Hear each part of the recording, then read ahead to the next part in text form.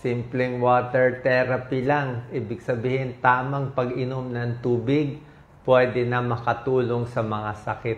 Actually, meron pa nga mga Japanese technique. Pag Japanese water therapy, kung narinig nyo na, may nagtuturo na paggising sa umaga, iinom ng 2 baso na maligamgam na tubig.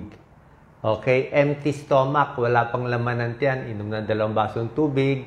Hindi siya cold water, medyo warm water, may tulong daw sa maraming sakit. Actually, ginagawa ko yan. So, magugulat kayo, may 20 sakit, makakatulong ang tamang pag-inom ng tubig. Tingnan natin ha, baka pumatak dito yung sakit nyo. Number 1, mainit na panahon, heat stroke, dehydration, yung sobrang pagod sa trabaho, malaking tulong ang pag-inom ng tubig.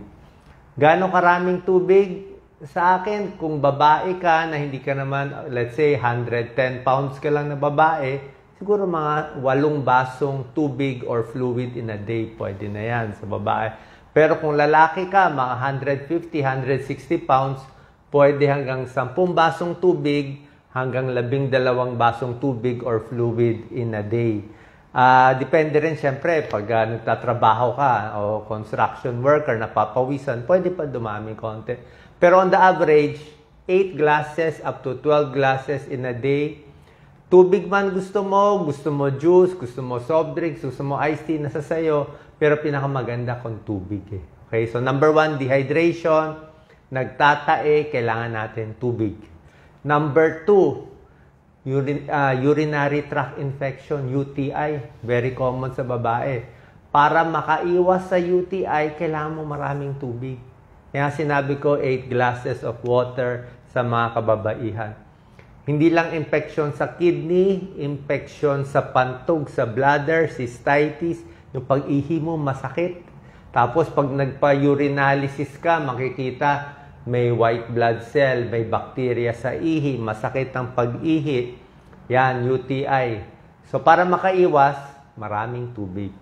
At merong pag-aaral pag ang UTI mo ay mild lang. Ibig sabihin, hindi ganun kadami yung bacteria sa ihi mo. Mild lang ang UTI mo, pwede na makuha ng 2 basong tubig. Inom ka lang 2 basong tubig, gagaling na UTI. Actually, parang hindi na nga kailangan ng antibiotics eh. Pero kung matindi ang UTI mo, nilalagnat, maraming bacteria sa urinalysis, kailangan mo pa rin ng antibiotics, mga 3 days na antibiotics. Pero yung tubig, malaking tulong. Pinapalabnaw niya yung ihi mo, kaya hindi masyadong matapang o marami yung concentration ng bacteria. Number 3 out of 10 sa mga constipated ng TTB. Diba? Bakit constipated? Ba't ang tigas-tigas ng dumi parang bato? Kasi kulang ka sa tubig. Diba? Hindi ka uminom ng tubig. So for constipation, 8 to 12 glasses of water in a day. Plus, syempre dapat maraming fiber, maraming gulay sa constipated, maraming prutas, yung mga papaya, pakwan, pears, pwedeng prune juice, pwedeng grapes, nakakalambot din ng dumi bukod sa maraming tubig. Number 4, ito, kidney stones. Nako, pag hindi pa kayo naka-kidney stones, sobrang sakit ang kidney stones. Sobra sakit. Parang dudumi ka. Feeling mo parang dudumi ka na hindi naman dumudumi. Parang dudumi ka pero wala naman lumalabas. Kidney stones yun. Sobra sakit. So, para makaiwas sa bato sa kidneys, kailangan maraming tubig. Bakit ba nagkakaroon ng parang buhangin o bato sa kidneys? Kasi nga kulang ang inom mo ng tubig. Lalo na sa gabi. Kaya siya nagbuo eh. Kaya sa lahat ng may kidney stones, minimum 3 liters in a day ang recommended. Minsan up to 4 liters pa nga eh. So, 12 basong tubig pag may kidney stones ka na para mahugasan. Minsan, pag maliit lang kidney stones, marami ka na inom na tubig, lalabas pa yan. Pag ihi mo, makita mo, may tutunog, may lumabas na parang gravel o buhangin.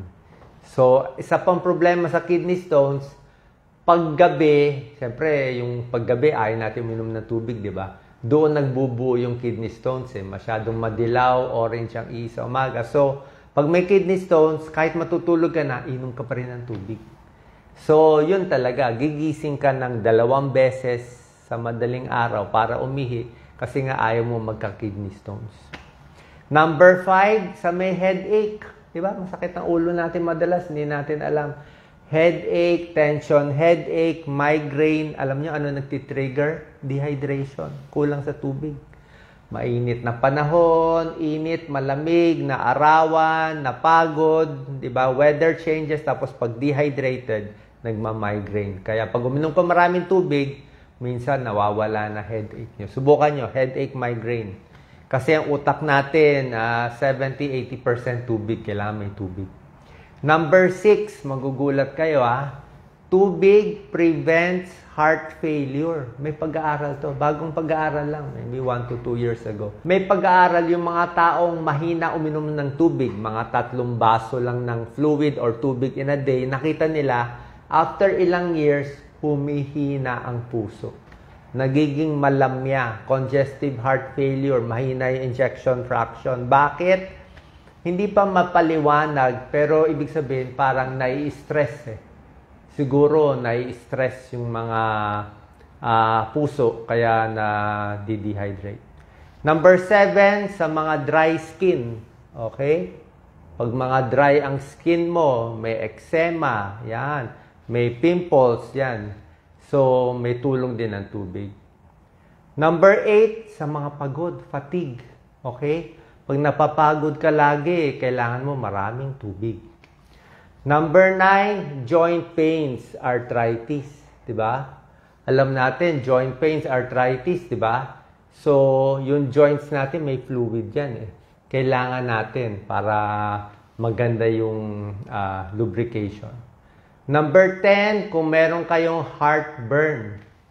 Okay? Yan ang problema ko Ulcer, heartburn, nangangasim, diba? Pag nangangasim, umiinom ka ng tubig, every 15 minutes, inom konti ng hot water para wala yung pangangasim. Number 11, stomach pain. Yung may gas lagi, may spasm, di ba? Minsan humihilab ang tiyan, di ba? Masakit ang tiyan. Anong gagawin natin? Hot water lang, di ba?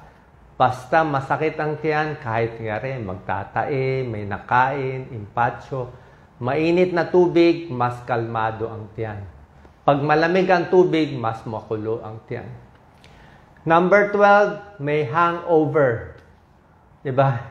Yung nalasing, diba? Anong gamot sa nalasing? Kailangan maraming tubig sa umaga. Number 13, may chronic kidney disease. Diba? Mga may kidney disease, stage 1, stage 2, stage 3. Yan ang papayo sa iyo ng mga nephrologist nyo, inom ng maraming tubig. Kasi nga, lalo na yung tumataas ang creatinine. Maraming gamutan sa chronic kidney disease, kailangan pumunta kayo sa nephrologist. Pero yung tubig, mga 3 liters in a day, kailangan mo yan para bumaba konti ang creatinine. Ideally, mga 3 liters. Number 14, sa may fever, nilalagnat. Diba? Ang turo sa nilalagnat, increase fluid intake. So, inom ka maraming tubig. Pag nilalagnat, maligamgam na tubig. Pag naihi mo yung init, bababa na yung lagnat. Number 15, sa mga may plema. Lahat ng klaseng plema. May ubo, may pulmonya, diba? May asthma, may emphysema para lumuwag yung plema. Number 16, gout. Diba? May gout, mataas ang uric acid. Bawal ang karne, bawal ang alak, di ba? May gamot sa uric acid. Usually, nire-reseta, allopurinol, febuxostat. Pero, pag may gout ka, inom ka rin maraming tubig. Kasi pag maraming tubig, nalalabas din uric acid. Pag tumatanda, yan, dry mouth, di ba? Kulang sa laway. Mahirap lumunok pag tumatanda, di ba? Parang nabubulunan, kailangan mo tubig. Para hindi ka mabulunan. Dry kasi para sa digestion. Number 18, sa may nervyos. Bad mood, may nervyos. Inom maraming tubig para ma-relax. Para pag umihi, ma-relax. Number 19, normal body functions. Tulad na sinabi ko, ang katawan natin, 70 to 80% water. Yung utak, para gumana, tubig. Yung dugo, tubig din yan. Joints, kailangan din ng tubig. Buto, kailangan din ng tubig. Para alerto, tubig. And number 20, gusto nyo to, pampapayat. Diba? Pag iinom ka ng 1 baso, 2 basong tubig bago kumain, medyo busog ka na. Hindi ka na gano'ng makakakain. So, mas pumapayat ka rin. Okay? So, nakita nyo, ang daming benefits ng pag-inom ng tubig. Meron bang mga bawal? Wala naman. Huwag lang lalampas siguro ng 16 glasses in a day o 4 na litro. Bihira lang naman yung hindi pwede uminom ng maraming tubig eh. Yung mga may heart failure, yung may sakit na, nagdadialysis na. So, very rare to. Very rare naman yung lalampas ng 3 liters or 12 glasses. So, sa 99% ng mga tao, pwede itong payo natin. Pag tumatanda, syempre, pwede bawasan konti ang tubig pag tumatanda, mga 6 to 8 glasses na lang. Tapos, pwede naman mag-juice, pwede naman mag-ibang inumin, sopas, pakwan, tubig din naman to. Pero sa akin nga, kung tubig, mas mababa yung calories. So, sana po, kung ito ang sakit nyo, bukod sa regular gamutan ng doktor, huwag nyo kakalimutan yung tamang pag-inom ng tubig. Baka tubig lang ang lunas sa inyong mga sakit. Salamat po.